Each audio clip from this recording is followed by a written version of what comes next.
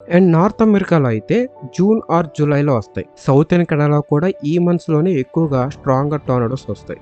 South ఏషియాకి వచ్చేస్తే ఇవి March to మే మధ్యలో వస్తాయి. ఈ టోర్నడోస్ ఎక్కువగా యుఎస్ లో వస్తుంటాయి. ఇండియాలో అంతగా కనిపించవు. ఎందుకంటే అక్కడ నేలలు ప్లెయిన్ గా ఉన్నాయి. మనకి అలా ఉండవు. ఎక్కడైతే ల్యాండ్ ప్లెయిన్ గా ఉంటుందో అక్కడే టోర్నడోస్ తయారవుతాయి. అన్ని దేశాలలో కన్నా యుఎస్లోనే టోర్నడోస్ భారీగా ఏర్పడతాయి. 1 year లోనే దాదాపు 1000 టోర్నడోస్ వస్తాయి. అందుకే సెంట్రల్ యుఎస్ ని టోర్నడో ఎలే అని కూడా అంటారు. వరల్డ్ లోనే మోస్ట్ డెడ్లియస్ట్ టోర్నడో ఏదో తెలుసా? The tri state tornado.